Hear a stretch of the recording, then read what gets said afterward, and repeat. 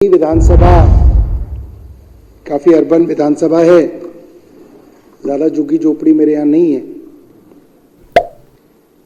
मगर जब से मेरे पास ये दूषित का विभाग आया है तब से इस विषय के ऊपर कई बार चर्चा विभाग में हुई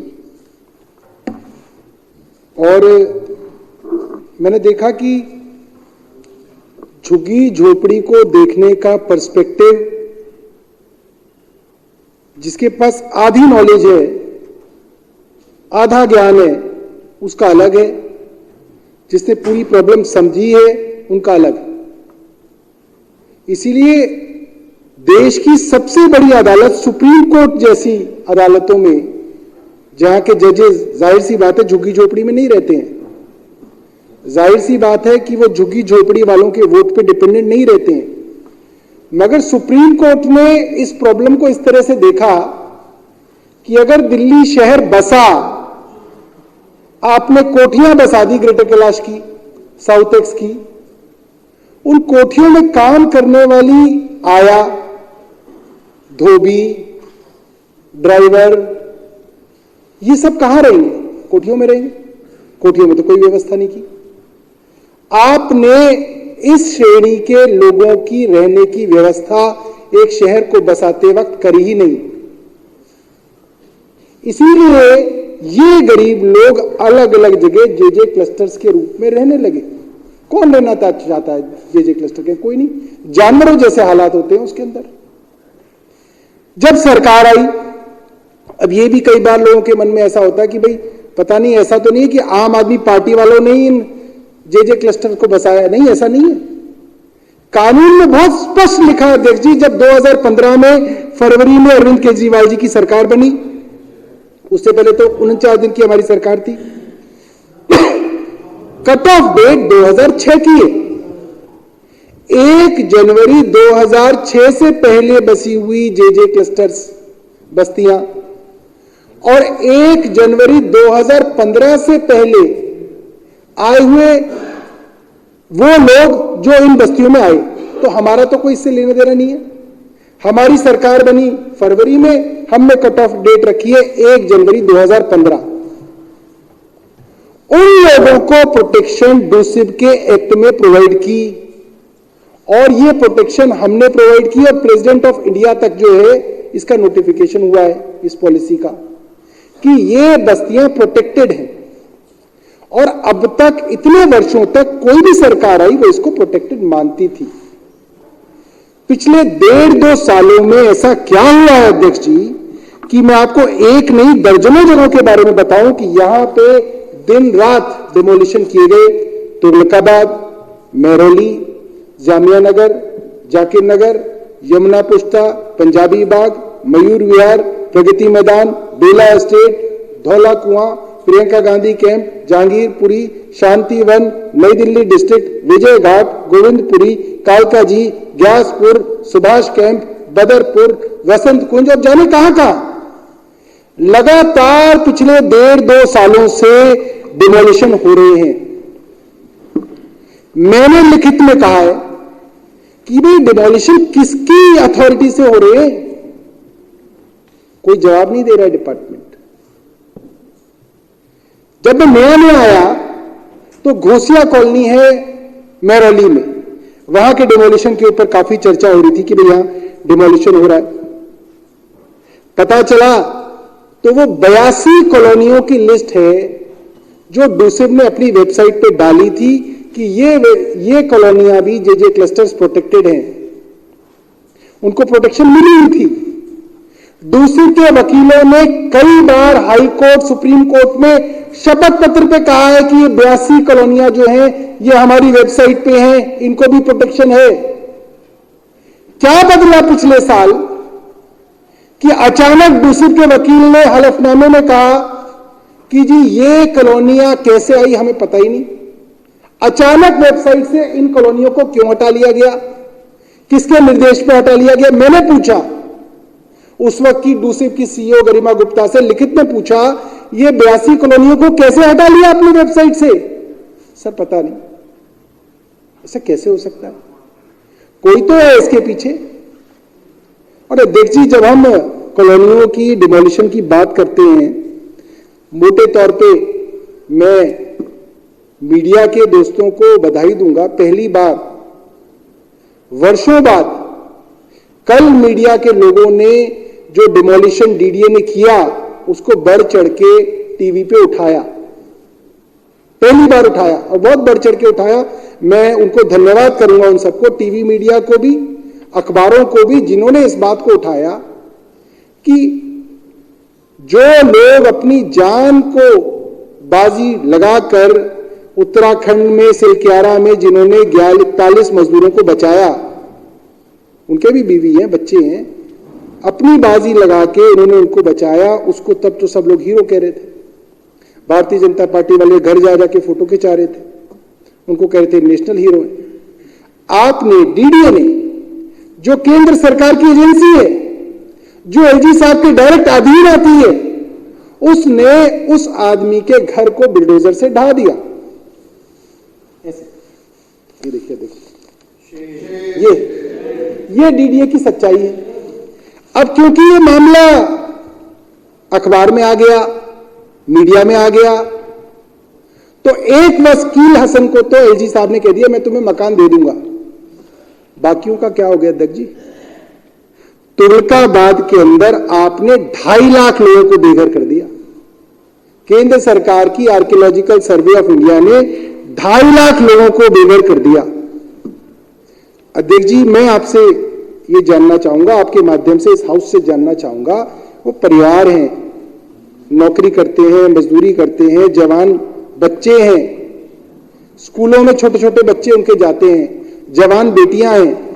आप अध्यक्ष जी ये कल्पना कीजिए, बरसात थी उस दिन जब ये तुगलकाबाद के अंदर डिमोलिशन किया, बारिश हो रही थी, ठंड थी, बारिश का मौसम था। जब सुंदर नर्सरी के पास डिमोलिशन हुआ तो ठंड भी थी, इसके अंदर डिमोलिशन कर दिया गया। अध्यक्ष जी आप कल्पना कीजिए, लाखों लोगों के ऊपर से सर के ऊपर से आपने छत के ऊपर बुलडोजर फेर दिया, बरसात हो रही है, आपका घर का सामान तहस नहस पड़ा हुआ है, आप कहां जाओगे? कहां ले जाओगे अपने बच्चों को? इस शहर में कहां ले जाओगे? सोचिए, छोटी छोटी बात के लिए इतना हल्ला होता है इस देश के अंदर। आपने 2.5 लाख लोगों को बेघर कर दिया और इसकी कोई जवाबदेही नहीं है। अभी सुंदर नर्सरी के बारे में उन्होंने बताया प्रवीण भाई ने, भरी ठंड में अध्यक्ष जी, ठंड के अंदर हमारे दूसरे के वकील ने, मैं पूरी जिम्मेदारी से बता रहा हूं, हमारे दूसरे के वकील ने, सरकारी वकील ने, जिनका नाम परमिंदर चौहान है, मैं इसलिए कह रहा हूं क्योंकि मैं चाहता हूं ये विधानसभा के रिकॉर्ड में आए। कभी अगर कानून का पहिया चलेगा, कभी कानून के हाथ इन वकीलों की गर्दन तक पहुंचेंगे तो इस रिकॉर्ड में रहेगा। दूसरे के स्टैंडिंग काउंसिल परमिंदर चौहान ने हाईकोर्ट के अंदर झूठा हलफनामा दिया, पर्जरी की उन्होंने कोर्ट में यह कहा कि ये जो प्रवीण कुमार जी के यहां सुंदर नगरी वाली जो बस्ती है वो 675 की लिस्ट में नहीं है, जबकि अध्यक्ष जी वो लिस्ट में थी। मैंने फाइल देखी है, आज भी वो वेबसाइट पे उसका नाम डला हुआ है। फाइल पर दूसरे ने लिखा है एफिडेविट के लिए कि ये बस्ती 675 बस्तियों की लिस्ट में है, और उसी फाइल पे परमिंदर चौहान ने जो एफिडेविट बनाया उसके अंदर उसने वो लाइन गायब कर दी। उसको बेस बना के हाई कोर्ट ने 2019 में ऑर्डर कर दिए कि ये बस्ती इलीगल है, इसको डिमोलिशन कर दीजिए। 2019 में उसके ऊपर कोई कार्रवाई नहीं हुई। बस्ती के गरीब लोगों ने कहा कि चलो मामला टल गया। अभी पिछले 2 महीने 3 महीने पहले 2023 में कुछ लोग जो है हाईकोर्ट में चले गए कि कंटेम्प्ट है। कंटेम्प्ट में फिर से वो परमिंदर चौहान जो है डिस्ट्रिक्ट की तरफ से पेश हो गए। मैंने अपने हाथ से लिखा कि नहीं, परमिंदर चौहान पेश नहीं होंगे, वो कैसे पेश हो सकते हैं। हमने अपनी तरफ से संतोष त्रिपाठी को खड़ा किया। संतोष त्रिपाठी मेरी तरफ से खड़े हुए हाईकोर्ट के अंदर। उन्होंने कहा मिलॉर्ड, ये झूठा बयान यहां पे दिया गया है, ये गलत ऑर्डर हो गया है। कोर्ट ने कहा अब तो कंटेम्प्ट में आए हैं आप लोग, मैं तो पुराने जज साहब ने जो ऑर्डर दे दिया, मैं तो सिर्फ उस ऑर्डर को एग्जीक्यूट करने के लिए बैठा हूं, मैं मेरिट में नहीं जा सकता। लिहाजा उन्होंने कहा कि इसको तो करना पड़ेगा, मगर देखिए उन जज साहब के दिल में थोड़ी सी मानवता थी। हमारे वकील ने कहा, साहब पोल्यूशन है, ग्रैब की बंदिशें हैं, कम से कम जब तक ग्रैब लागू है तब तक की मोहलत दे दो। हमारे वकील ने सोचा ग्रैब की मोहलत मिल जाएगी, इतनी देर में हम सुप्रीम कोर्ट चले जाएंगे, सुप्रीम कोर्ट में हम ये बात रखेंगे कि हमारा वकील झूठा है, हमारे वकील ने हलफनामे पर झूठ बोला, परजरी की। सुप्रीम कोर्ट के तो दिल में दया आएगी, हजारों बच्चों का सवाल है। हमारे आदमी ने कहा कि चलिए, संतोष त्रिपाठी जी ने ग्रैब के नाम पे मोहलत मांगी, कोर्ट का दिल पसीजा, कोर्ट ने कहा ठीक है ग्रैब की मोहलत है। अब आप देखिए कि बेशर्मी देखिए केंद्र सरकार की, और मुझे लगता है कि बद्दुआ लगेगी उन सब लोगों को, उनके बच्चों की, इनकी बेशर्मी देखिए। ग्रैब के अंदर CAQM ने स्पेशल परमिशन दी, आज तक दिए इन्होंने किसी को परमिशन। इन्होंने एक झुग्गी बस्ती को उजाड़ने के लिए ग्रैब के CAQM ने स्पेशल परमिशन दी कि ग्रैब लागू हो तो है, इस बस्ती को डिमोलिश कर दो, और उसको रात मतलब 2 घंटे के अंदर उन्होंने पूरी बस्ती तहस नहस कर दी। ये बेशर्मी है। और अध्यक्ष जी, कोई पत्ता नहीं मिल रहा है इस शहर के अंदर, कोई पूछने वाला नहीं है, कोई सुनने वाला नहीं है, खुला गुंडागर्दी हो रही है।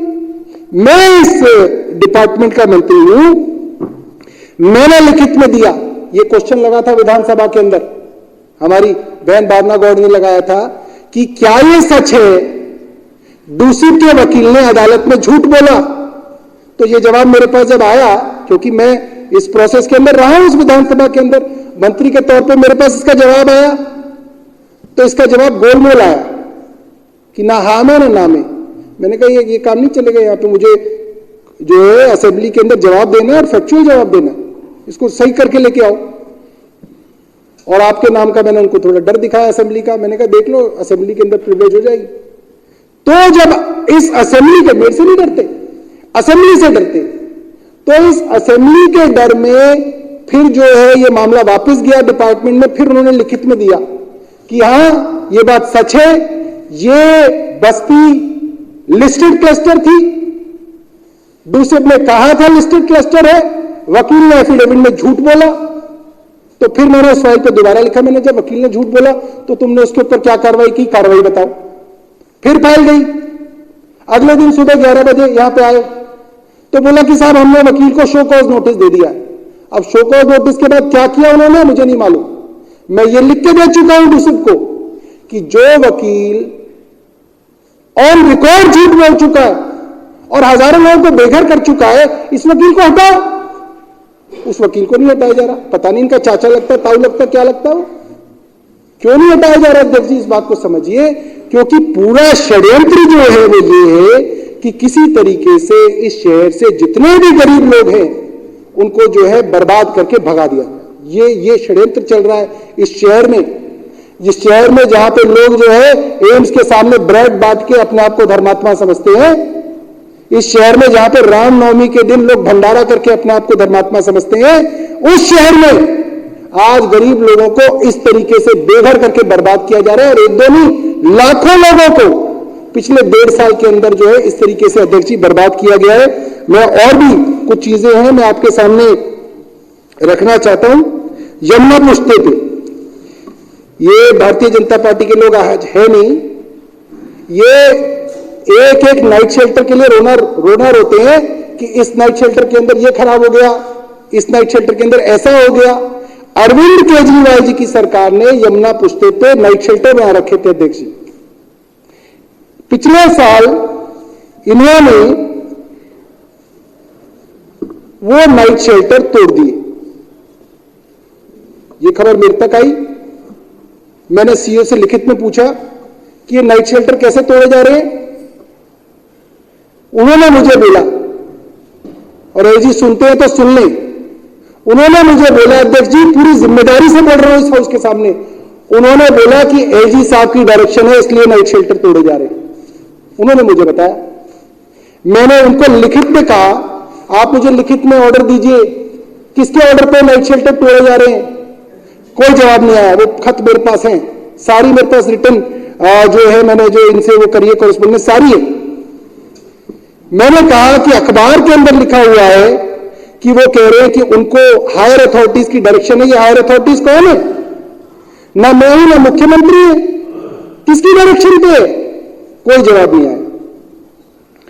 वो नाइट शेल्टर के लिए कोई एनजीओ सुप्रीम कोर्ट में गई, सुप्रीम कोर्ट से डायरेक्शन हुई, 8 शेल्टर टूट चुके थे, 5 बच गए थे, इसलिए 5 रुक गए, 8 डिस्ट्रॉय कर दिए गए। और जो 5 बच गए अध्यक्ष जी, इनको भी इस साल सर्दियों की शुरुआत में, 2023 की शुरुआत में, नवंबर या दिसंबर में इनको भी लॉक कर दिया गया।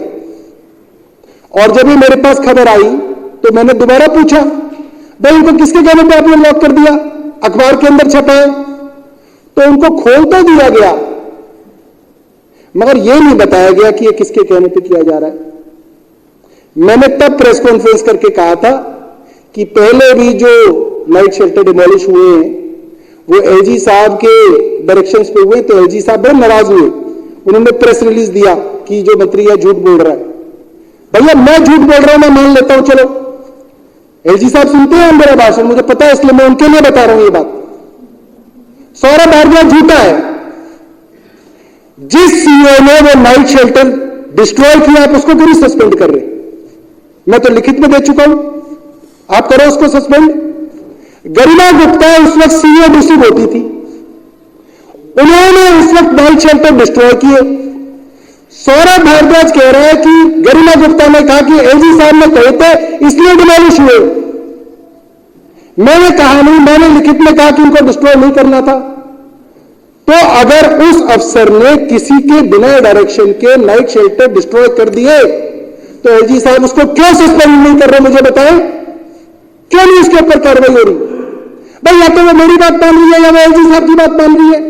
मैं लिखित में कह रहा हूं कि वो मेरी बात नहीं मान रही, इसका मतलब एलजी साहब की बात मान रही है ना, उनका संरक्षण है ना, साफ साफ बात है। तो इस तरीके से हर डिपार्टमेंट के अंदर अध्यक्ष जी मौखिक आदेश देके जनता का उत्पीड़न किया जा रहा है, उन्हें परेशान किया जा रहा है, उनको दुखी किया जा रहा है, और पता नहीं कितने लोग मर गए होंगे, बहुत लोग मर गए होंगे अध्यक्ष जी। आप सोचो, लाखों लोगों को आप बेघर कर रहे हो, किसी के घर कोई बुजुर्ग है, किसी के घर कोई बीमार है, छोटे छोटे बच्चे हैं, पता नहीं क्या हुआ होगा उनका, मगर कोई सोचने वाला ही नहीं है इस देश के अंदर, कोई समझने वाला ही नहीं है। मैं हैरान हूं ऐसे अफसरों को। अरे इस्तीफा दे दो, आप कैसे ऐसे इलीगल और आप पूरी इंसानियत के खिलाफ आप ऐसे काम कर कैसे सकते हैं? और अफसर कर रहे हैं। भाई ऐसा क्या डर है तुम्हें? फांसी दे देगा जी, क्या हो जाएगा? आप गरीब लोगों के घर उजाड़ रहे हैं, आप जो बेचारे मरीज हैं उनको आप दवाई नहीं देने दे रहे, लोगों के आपने टेस्ट बंद कर दिए, अस्पतालों में आपने ऑपरेशन बंद कर दिए, आप क्या करके मानोगे? मतलब हद हो रखी है अध्यक्ष जी, कोई कहने वाला ही नहीं है।